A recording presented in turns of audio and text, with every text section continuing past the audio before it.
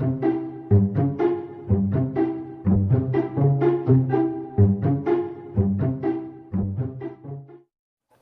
to Heroes and Droids, your guide to movies and TV shows about superheroes, sci-fi, Disney, and action. From Marvel to DC, from Star Wars to Star Trek, from James Bond to the Fast and the Furious. We will review theatrical films, and streaming delights you care about most.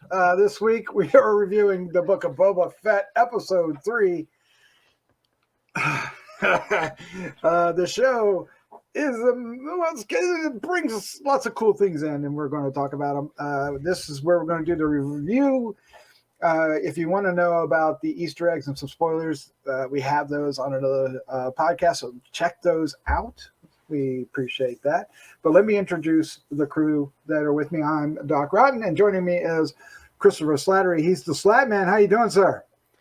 Good. Just got done with my Melon run. All right. And I'm ready to talk about some juicy Boba Fett episodes. Or episode. Yeah, one. Episode. Yes, one. Also joining us, award-winning filmmaker, Christopher G. Moore. How you doing, sir? Doing good. Always here to keep an eye out for cool stuff. Okay. Well, that's a line from the episode. But he apologizes for it too. Oh, I'm sorry. Yeah. The dad jokes. Not only does Boba Fett have a dad bod, he has a dad jokes to go along with it. He does. Also joining us is comic artist and co-host of every Decades of Horror podcast that we have, the one and only Chad Hunt. How you doing, sir? I am awesome. I've heard that. I've heard that too. That's what I've been told. Yes, you are incredibly awesome. All right. Tonight we're going to review the Book of Boba Fett. We're going to start off giving our first impressions. That will be spoiler-free, but when we get into the discussion, we will dive into spoilers. Again, if you want to hear all about the Easter eggs, check out the other podcasts. And then we'll wrap things up with our recommendation, our score, 1 to 5, 1 to 5, and our favorite scene. Of course, we hope you enjoy not only this review, but many others that we have on the site. Check them out. And if you like what you see, hit the subscribe button, the like button, or share with a friend. It'll do wonders. And of course, leave some comments down below. All right, what are we doing? Let's cue the card. Boba Fett, Book of Boba Fett, Chapter 3, The Streets of Mos Espa. Streaming, what? The Steets? The Steets! The Steets! Streaming on January. Where the Steets have no name. The Steets have no name. Streaming on Disney Plus starting January 12th, 2022.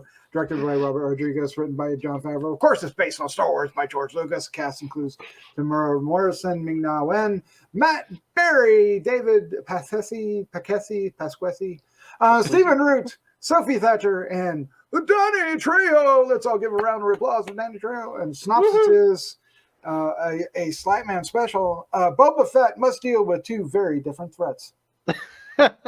Oh my God. It's all so clear to me now. They should just keep that for every episode, because I feel like that's always the case. Yeah. Boba Fett's in trouble. Oh my.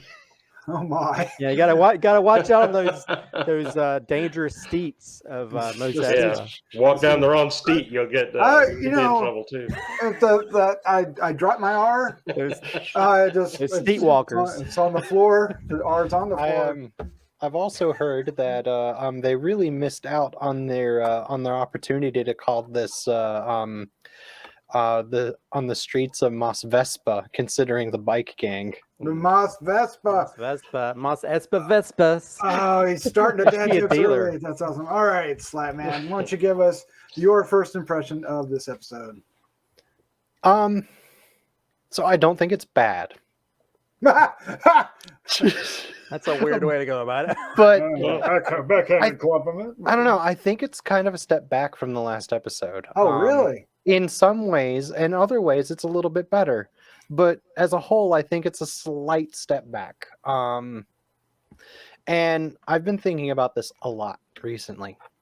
And I think I finally know what's not clicking for me with this.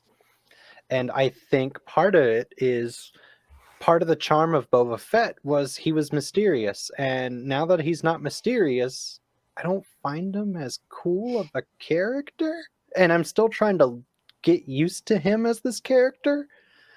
I don't know. I also but I feel like there's something missing from this show.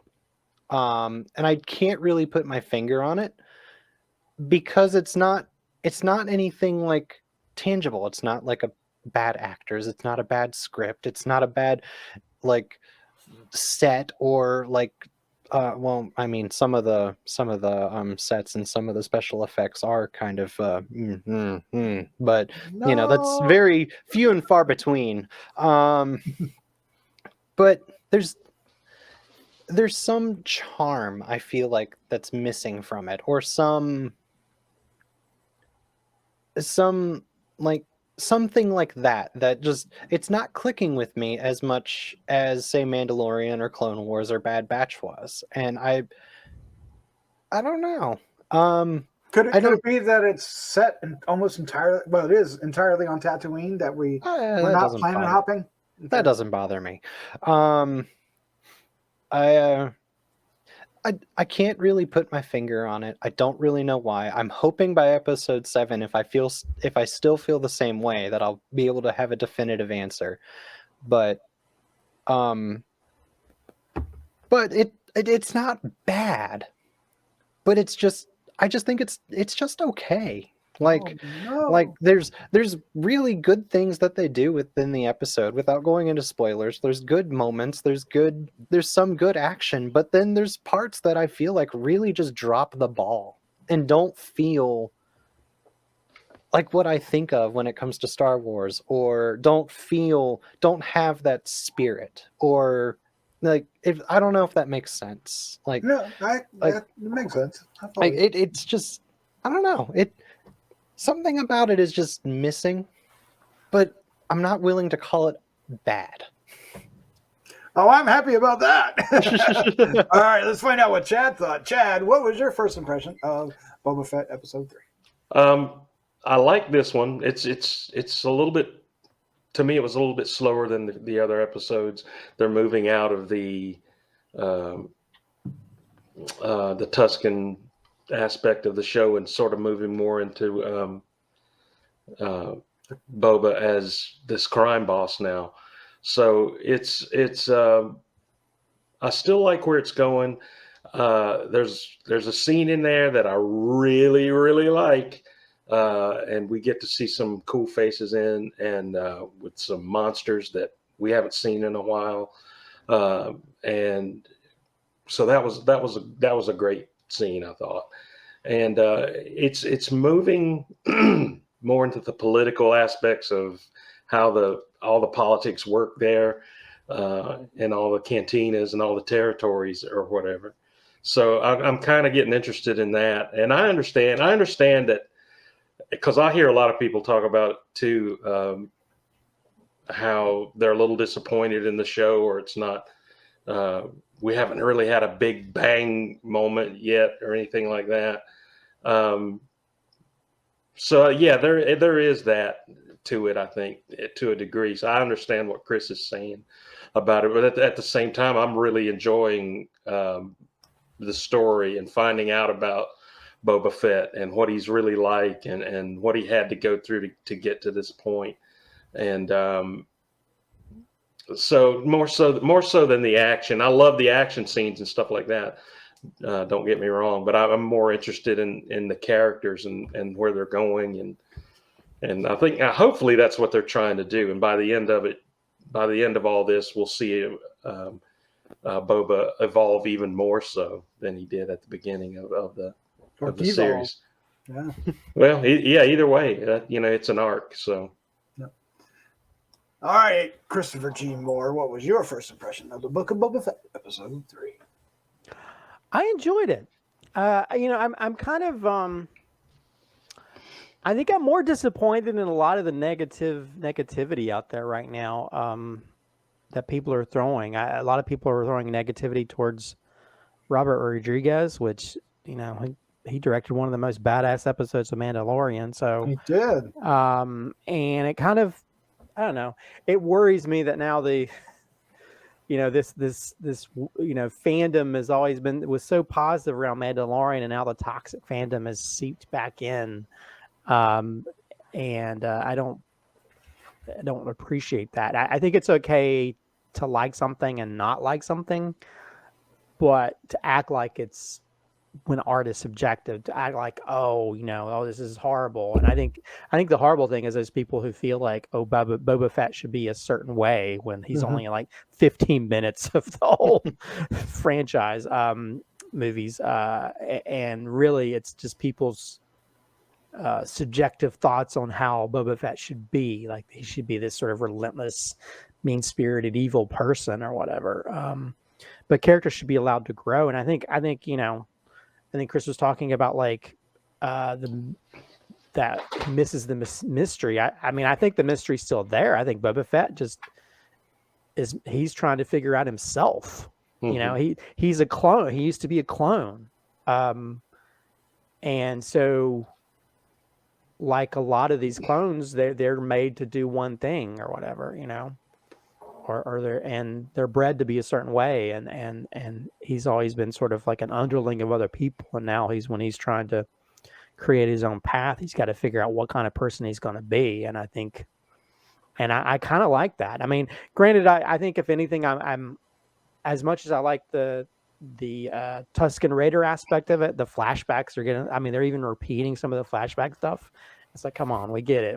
If one more time, if we see the little kid, Dad, I mean, come on, okay, we get it. When they were repeating stuff, it's almost like it feels like filler at this point. Although I didn't really realize that things were going to happen in this. So, but I enjoyed it. I think there also this felt like a very fun episode to some degree with fun elements. I mean, there's a nice action scene, chase scene that's cool, good bits of humor, and some sort of hand-to-hand combat fights are kind of cool. So I mean, overall, I really enjoyed it. I mean, granted, I think more than anything, I kind of wish we got a better understanding of who the real baddie in this is, because the fingers are pointing like the Spider-Man is at each other, like, who's the killer? Is it the biker gang? Is it the Pikes? Is it this? Is it that? And I'm sure there's something more to that, which but stay off the internet if you wanted any kind of rumors or spoilers as to what's going to happen at the very end. But yeah, I enjoyed this episode. I mean, it wasn't a perfect episode, but I enjoyed it for what it is. And those little, I mean, this episode, of all the episodes, this is one of the few episodes I actually clapped. Yes. Like, yeah, when a certain person shows up, yep. And a certain thing shows up, that made me very happy, because I think that's one thing I've kind of, if you've listened to the last 2 episodes, like, I kept saying, where is this? Where's this at? So yeah, I enjoyed the episode. I mean, I can understand how people could be very nitpicky about things, and people are already making jokes. There's without being spoilery, there's a biker gang that someone put Power Rangers to, which I found to be very hilarious. I mean, I think we can all have a sense of humor about it, but then other people acting like there's the chase scene is on like slow for Star Wars, and like not everything has to be a pod race, okay? But anyway, I enjoyed it. After Doc says his things, I have some things I want to bring up about what you said, not in a negative way, but in a discussion way. So okay, sounds good. Oh, that's cool. Yeah, so for me, I'm more in Christopher's camp. I really enjoyed this. I mean, I could get picky. There is a particular fisticuff that I thought was not necessarily well choreographed, but at the same time, I was really enjoying what was happening. Otherwise, I didn't really see any problems with this. I was really getting into the story, and I like how Boba Fett slowly kind of repopulating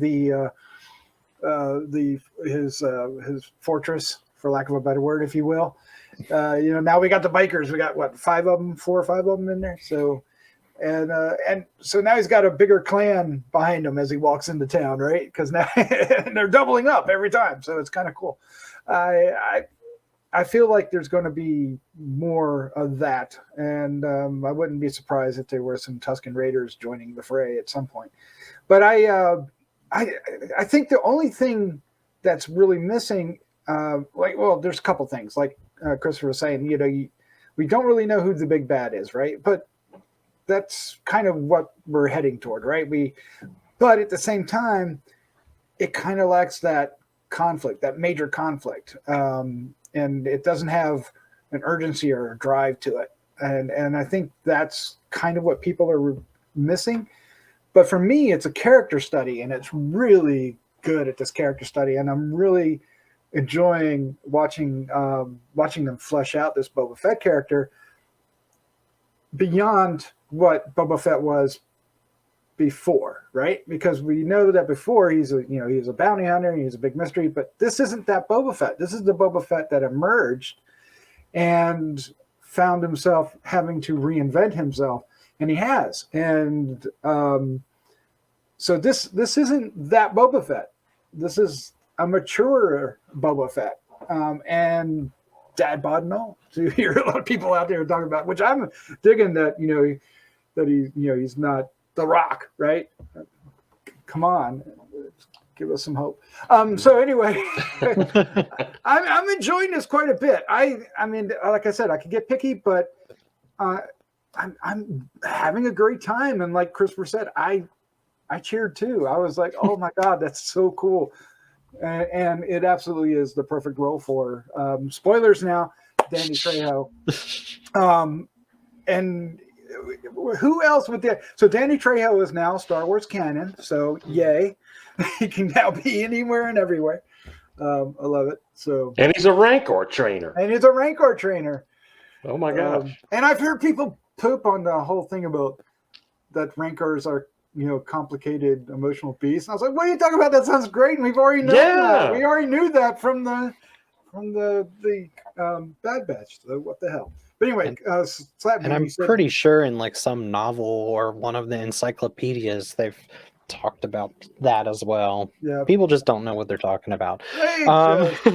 Preconceived notions. So, Christopher, one of the things that you brought up was that that Boba was a clone bred to be a certain way, and I was under the impression that he was a clone of Jango without any of the like poking and prodding the Kaminoans did to the rest of the clones to make them act a certain way. Yeah. And he doesn't have the aging thing. Yeah, he doesn't have the aging. He doesn't have any of the personality modifiers or anything like that. He is an exact perfect replica of Jango. So do you think it's... I would like to counter what you were saying by offering up that he tried to live the life that his father had as a bounty hunter, and he's not finding that as fulfilling. And this is him trying to find that way that's not all he's known his whole life, because his whole life, his dad was a bounty hunter. After his dad was killed, he hung around bounty hunters. Bosk was basically his adopted daddy, and he went around with Bosk for like 20 years or so, give or take, until he shot off Bosk's legs and left him on a planet. That's canon. That's a good way to treat your stepdaddy. Yeah, so it's like so I would just like to offer that up. Well, yeah, I mean, I think, but he was also around, the other clones, who were made a certain way and act a certain way. And he's also being around his father, just basically following his helmet steps or whatever you want to call it. Up to a point, right? Yeah. But I think that's the problem. It's like, do you follow in your sort of family's way of doing things, or do you want to create your own path like most children do? Like, do you want to? And I think he's trying to figure out where his space is in this world, because he's basically just been trying to do what his father did, but then he but also you realize it doesn't, it may end up having your head being sliced off by a lightsaber. So yeah, I mean, I think that's the thing. I mean, it's the same thing with like the clone troopers and stuff. They're made, they're raised a certain way to do certain things. And then you realize, okay, why am I doing this? Can I have my own mentality about how I live my life? And that's like the one trooper who went off and started a family and had a farm and that kind of stuff. So I think that's the thing. I think that's the question. It's like sometimes you do things because you think you're just following in your father or mother's footsteps, but then you realize, okay, why am I doing this? What's going to fulfill me? And I think for him, it's just trying to fulfill that family aspect. I mean, he had family, but it was very limited family. I guess he could consider the other clone people his family to some degree, but I don't think he really learned that until he got with the Tuskens. The Tuskens, and that's what I really like about this show is when he came crawling out of that Sarlacc pit. I felt like he was thinking, this bounty hunting crap is for the birds. I need to do something else, and which made his character interesting right off the bat to me. Because it made me think, well, what is he going to do? What could he possibly do now? And to see him grow through the whole Tusken Raider thing is just, I don't know. It's just been very interesting to watch. But I agree with you guys too. I feel like he might have didn't get the poking and prodding the other clones did that made him that way. And if that is the reason when he came out of the Sarlacc pit and decided to, well, he didn't decide, he was sort of wandered into the Tusken situation. But it made me wonder if the other clones would have that ability as well to go follow their own path. And I just found it really interesting that he is, being a clone and all that. But it's and I feel that's the enjoyment I'm getting out of this show is watching the character evolve. Although if you think about it, he could also feel like, oh, maybe trying to have a family maybe doesn't never ends well. He could easily think that, yeah. And it may not here either. My family's all burnt and killed, and so I don't know. I think there's also that aspect at some point he may have to figure out like.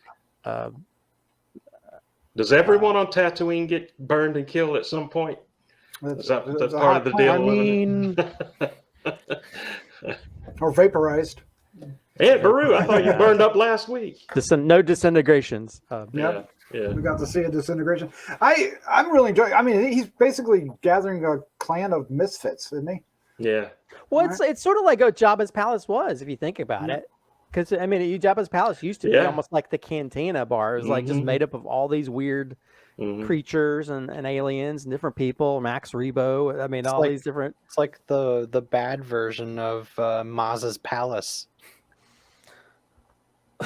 Sure. Yes. Sure. Yeah. More evil version of Maz's palace. But yeah, and I think that's the thing. It's like I think in the same way that Jabba sort of created his sort of evil family of sorts, Boba's doing this very same thing with all these different characters that have their own strengths that can help him in what he's trying to do as he's trying to lead by respect. Are we going to get Boba's barge? Is he going to get a barge? Well, that's a good question. I mean, that would be. I don't know. I think they learned the lesson after the what do they call it? The barge disaster. Yeah, barge. Well, that's go back and rebuild Jabba's. Yeah, well, that's really interesting because they don't really say that Jabba was killed by the rebels. They just said there was a disaster. It's hidden. The fake news. Fake news. In the Star Wars universe. So, what do we think about the Hutts? Coming in one episode and leaving the next. Is that fine? Well, they had to get back to their job as twin poop emojis. Poop emojis. Their day jobs. I think it's fine because the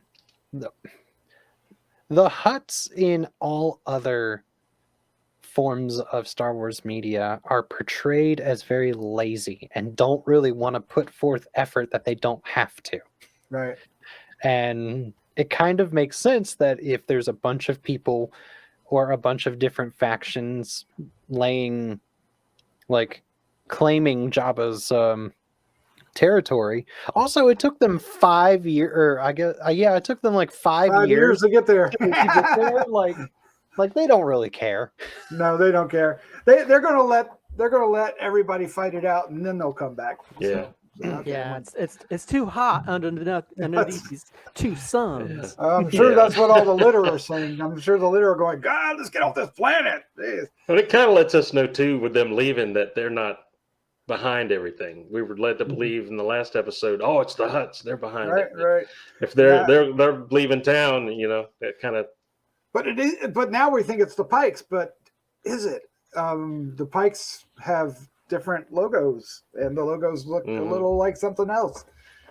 They look a little. What is it? Crimson Dawn, don't they? What is it? Qui-Gon Jinn said, "There's always a bigger fish." There's always a bigger fish. Over and over again. Which I feel is I feel like that's probably what we're going to find out soon. Is maybe there's somebody else pulling the strings somewhere. Yeah, and I don't know if Boba Fett's going to be the biggest fish. I'm not No, sure he's not. I think he's going to. Based on the theories out there, man, he might not be the biggest fish. Like, well, I mean, even with BK, he wasn't the biggest fish. No. What do we think of that with BK? I was waiting. I was hoping when we saw him that he would return and we'd have a nice fight between the two of them. But was this it? Yeah. Well, it looks like they could become allies now. Well, I think he might be joining Boba's palace. Show. Or his misfit parade. Yeah, along with a couple other Yeah. friends that we've seen before from. Or might be coming up in future episodes. Mm-hmm. Well, also, did you guys pay attention to the slaughter of the Tusken Raiders? Did you see the woman anywhere in that? No. No, And I don't think I even did we even see the kid either. I didn't right? see the No. kid. Yeah, No. there's definitely some of them survived, but where are they? So I'm thinking they may show up at some point. Yeah, I think there's going to be some Tuskens showing up. And Yeah. That would be awesome. Is that Tusken Raiders are part of the clan? Now there's also a lot of references to water. Water. I've lived in water. There used to be water on this planet. Do you think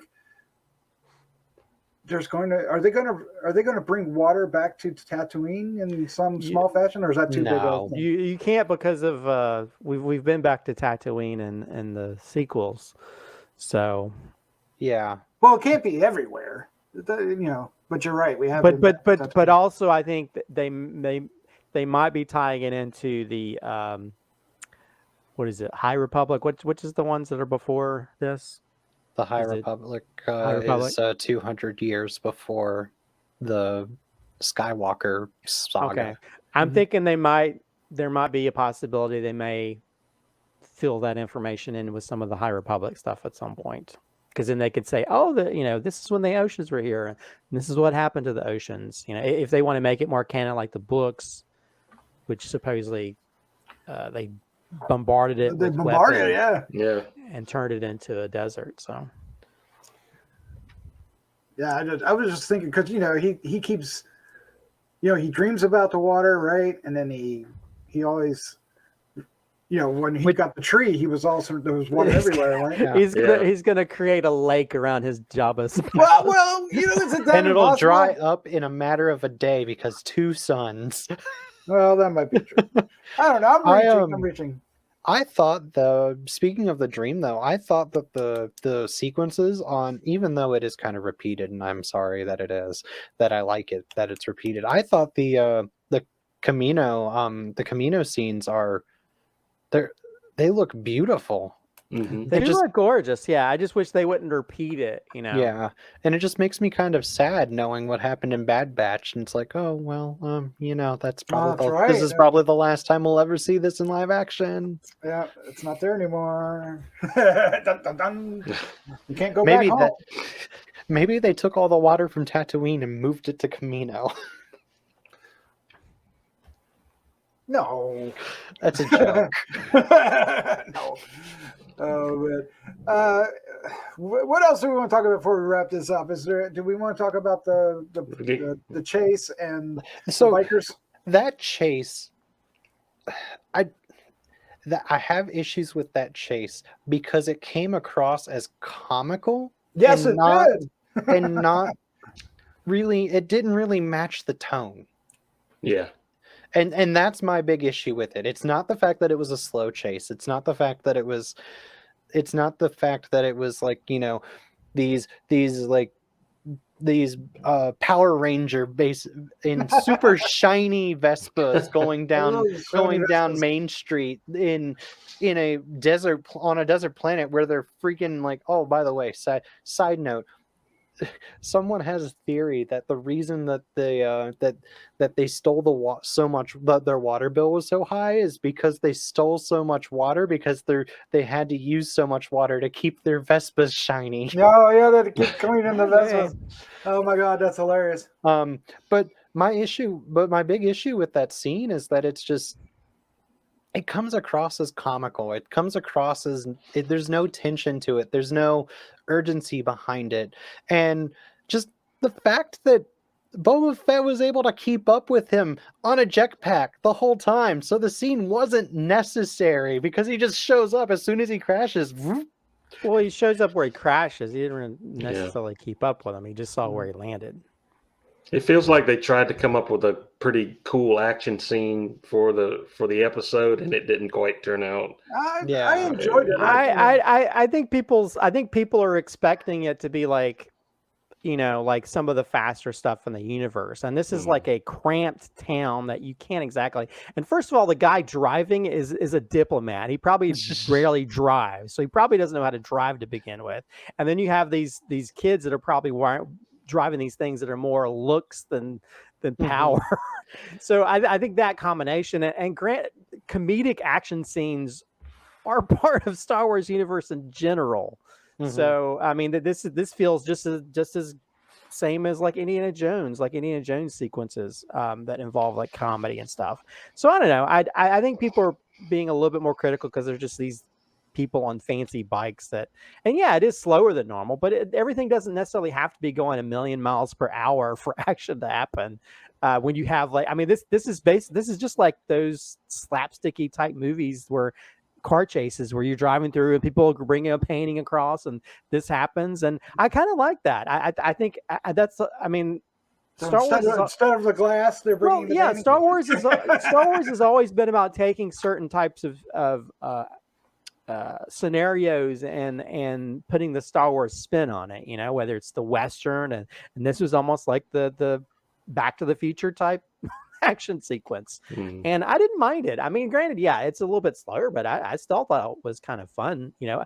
Although I think my only thing is that I wish he crashed into some like a cart full of bantha poodoo. That would be better. That would have been the perfect Back to the Future bit. But yeah, I mean, I understand. I mean, you know, I will say, you know, this action sequence or even I like the fight sequence between Black K and them, but it is like, it's not as polished as other stuff we've seen action wise from Robert Rodriguez. And I understand that. Maybe it's the logistics of everything. Or even the Mandalorian. Yeah. Yeah. Cause even somebody pointed out, you could see the inside of the set for one scene. You can see like the 2x4s. No, they said that's where Pants Guy lives.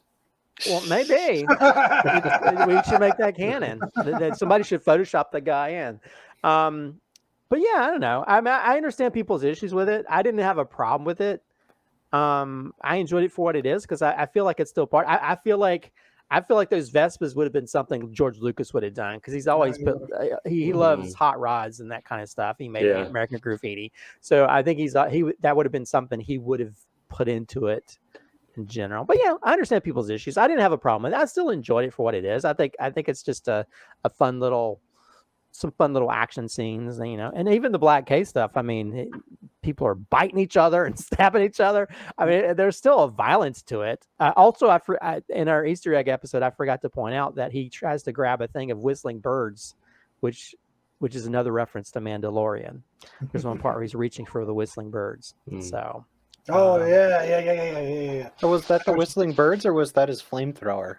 I think it was the Whistling Birds. Oh, It was 'Cause I something. know He people needed pointed out. something. He was because I know one of his wrist things is a flamethrower, so I didn't know which one he was grabbing. Because I think he might have used those in the episode of The Mandalorian, didn't he, or something like that? Yep. No, that was the knee rockets. No, the knee rockets. Yes. But yeah, I understand people's issues with it, but it didn't really bother me. I just thought it was fun. I mean, if you want to criticize some of the action sequences in the prequels are Oh, they're also overly comedic. yeah. So well, I want to say I'm glad he hired them, and when he went up to confront them, he just said, "Hey, if you need a job, work for me." Mm-hmm. But I also agree with the Stephen Root character, Lortha Peel. He needs to up his game. He Boba Fett needs to up his game. He's a little too soft to do what he wants to do. I don't know how this is going to play out. Well, I think the funny thing is people have made out Boba Fett to be this sort of a badass in general, and I think in the movies, he's primarily known for being knocked into the Sarlacc pit. So I think the only thing is he feels like he always needs help. I mean, he was very helpful to the Tusken Raiders, but here he feels like he always needs help. It does. And Fennec seems to be a little bit more badass than he is to some degree. Fennec But is at a little more badass than you. At the same time, he did that sort of Northern Promises where he's half naked fighting that big ass Wookiee. So I mean, he's still going to be 1-on-1. Although, did you see when his toe got bent? Did you see that? No. We'll go back and watch it. When the big K grabs him, his toe is like curled up, like his toe got smashed. Yeah. It's really bothersome to watch. I eat stuff in general, but when you see him, he raises them. Evidently, I don't know if he slammed his toe, but his toe's like bent back. Oh wow! Whatever, he broke his toe. All right, let's go ahead and give our recommendations, our score 1 to 5, and our favorite scene. SLATTMAN, start us off. So, my recommendation is it's worth watching. But maybe temper your expectations, because not everything that's put on a screen that's Star Wars related is going to be amazing. But that's okay. We're allowed to have just good Star Wars stuff. And it sucks because Christopher mentioned it earlier that that so many people are being so negative about this and so hateful, and it sucks that I feel like whenever I have things to criticize or things that if I don't think that this is a 5 out of 5 or at least a 4.5 out of 5, that I have to justify myself by saying I don't think it's bad. And it's okay for things to be a 3.5, a 3 out of 5, a 2.5 even. That's still acceptable stuff. It's just not as good as the best of the best. And it sucks that we're in that position, because I do think that this is about a 3.5, maybe 3.25 ish. And I'm stuck between that moment, because there are moments in this episode that really work. They really work. Everything with Danny Trejo. As unpolished as the choreography is with the BK fight, it's still a really enjoyable fight, and the moments with him and with Boba and the bikers and just seeing his character growth, that's all really well done. But for every good moment, I feel like there's a moment that just feels out of place or feels unnecessarily silly compared to the tone of the rest of the episode, or feels just lacking. And that's sad, but at the same time, the prequels were the exact same way. So it's okay. It's okay that it's just okay, but I recommend watching it still. It's not so bad that you need to avoid it a certain Star Wars sequel film that I won't name. But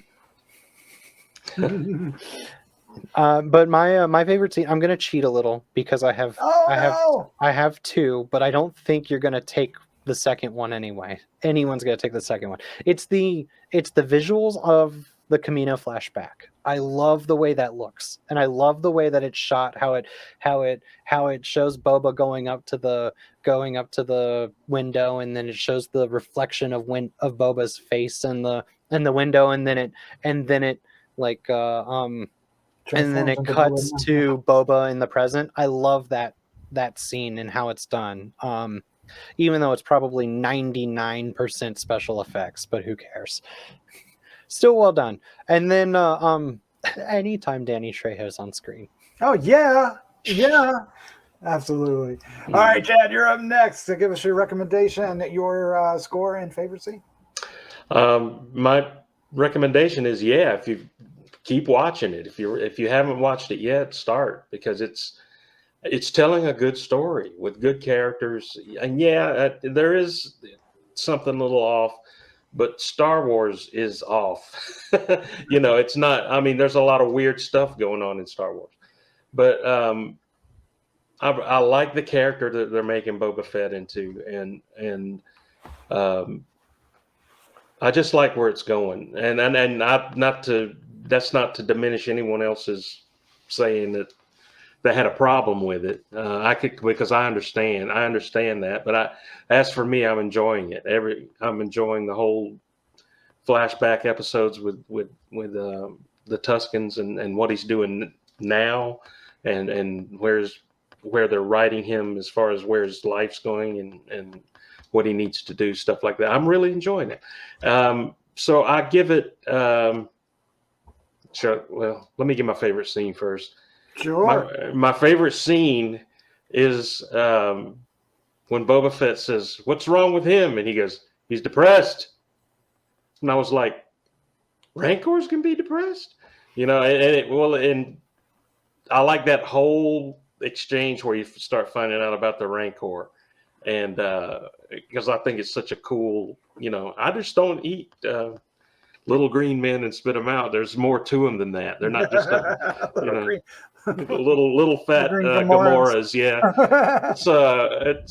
I'm glad to see that they've expounded on that a little bit too, as far as the Rancor, how they imprint on the first being that they see and that kind of thing. So, I'm going to give this one a 4.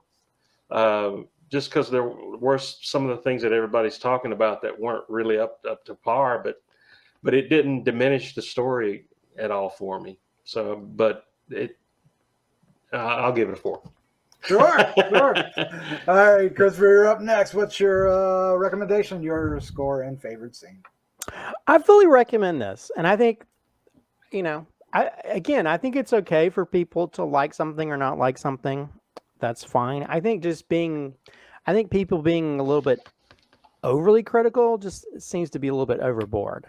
In fact, I think if the original trilogy came out now, I think people would probably be just as critical about it. I mean, go back and watch New Hope or any of those films. Some of the choreography isn't the best. There's even parts where Luke misses people, and you go back and watch it. I mean, there's certain action scenes that may not be perfect, and that's fine. I don't know. I just found this to be fun. I think.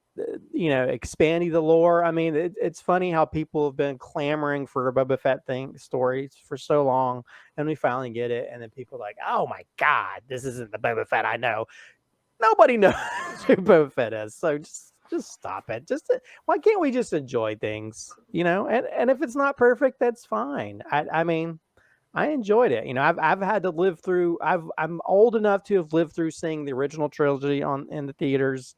And having people crap on stuff like, oh, stupid Ewoks and stupid that. And it's like, I mean, even when the original film came out, people were saying that Chewbacca was a slave character. And I mean, there's all kinds of horrible things that people said over the years trying to imprint their specific ideas and what they're trying to create. And again, it's just to be a fun universe and interesting characters. And I like as they expand our knowledge of the Star Wars universe. And again, if it's not your favorite thing, that's fine, but just don't act like it's like the worst thing ever, or it's, just destroying your childhood or your idea of who Boba Fett is.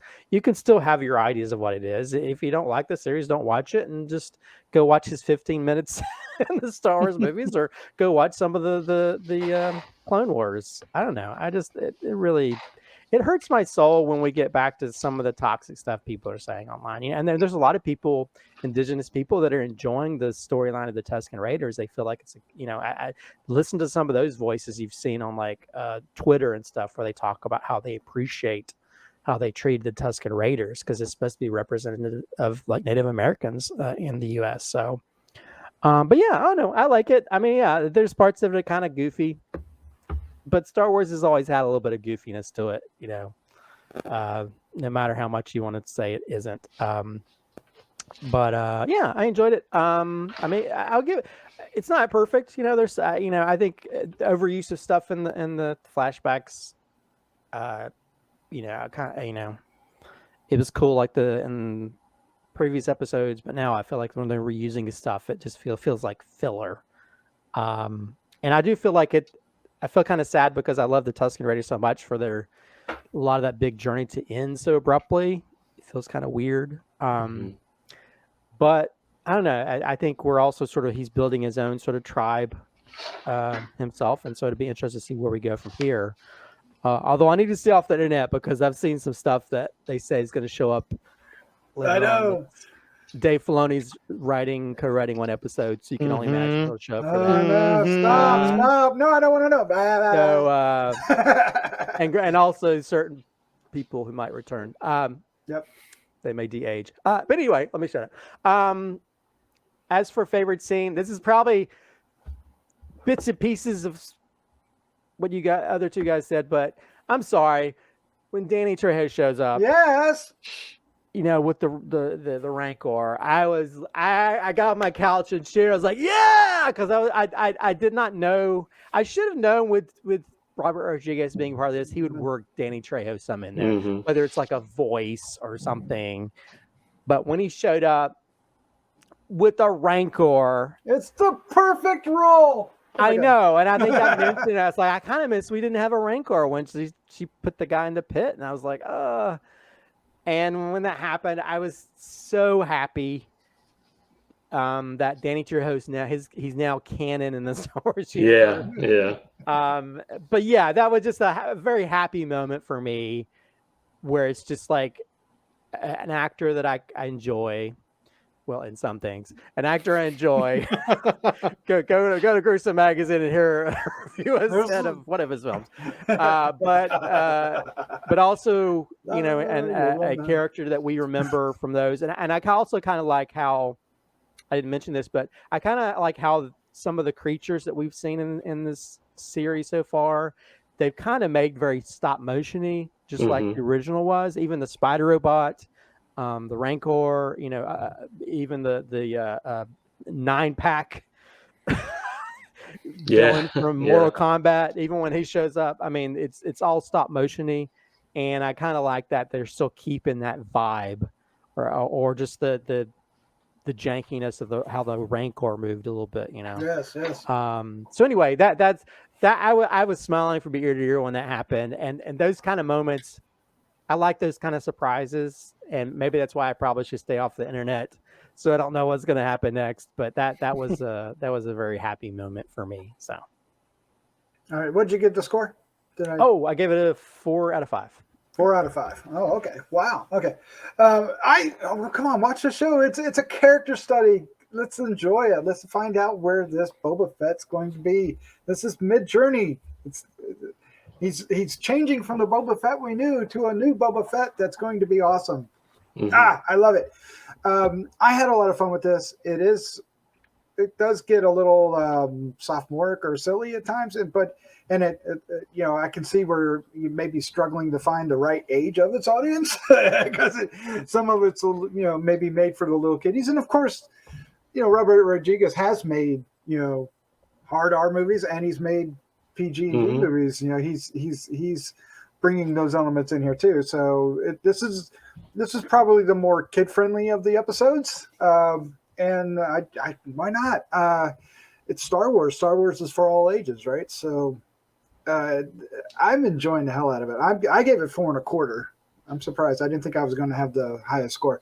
I love the Rancor coming back. I thought the biker group was good. I thought that they were a little too shiny.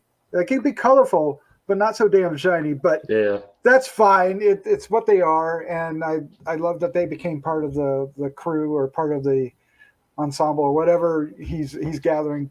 Looking forward to other people joining. I'm hoping BK comes back and joins up. I'm sure they're going to utilize that. They're not going to make that costume and not utilize it more. It is practical, right? Like Chewie. Do we believe so? Looks like it. Practical. Yeah. Oh yeah. Because there is an actor, Carrie Jones, excuse me, is playing him. So, Well, I know that the Ming-Na Wai, I think her name is, and Tamara, they mentioned on set that the person that played him was just as scary in person as he looks like in the series. So that's awesome. Yeah. So my favorite scene, it's going to be when BK pulls Boba Fett out of the bank account, back to camp. So how do you say, Chris Slatman? bank to tank. Back to tank. No, not tank. Bankta. It's not Bankta, is it? Back to Back like, to tank. Yeah. But that moment, it was a little scary. It was a little of a jarring cut, right?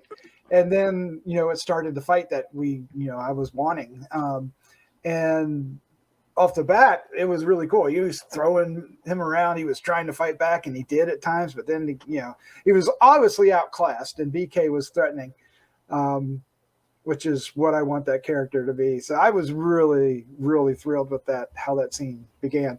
How it ended, I'm not entirely certain, but it doesn't ruin the show for me. And he better come back. He better come back.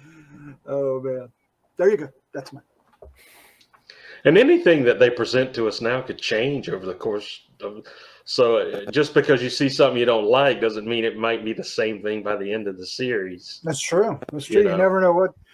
Yeah, that's happened before already. So I'm just happy we live in a time where on one day, I'm watching Star Wars, and next time I'm watching Peacemaker, and then going to see Scream. So what a life we live, right? Yeah. Well, I know for me, for the longest time, there was always that, Lucas's talk about who's making this Star Wars TV show, and it never came to fruition. And I always thought, well, I'm never going to be able to see any kind of high quality Star Wars stuff other than the Ewok movies, which weren't that high quality. But yeah, so just seeing this and what they're able to pull off is just. I think it's the perfect era for geeks out there seeing cool stuff online and on TV. Absolutely, and it's great. It's high quality. It looks great. It's great actors, great production values. I'm amazed and I'm happy and I want more. So, Chad, Christopher, Slatman, thank you for joining me for another week of awesome conversation. Thank you very much. Always, it's a blast, as Chris likes to say. It's a blast.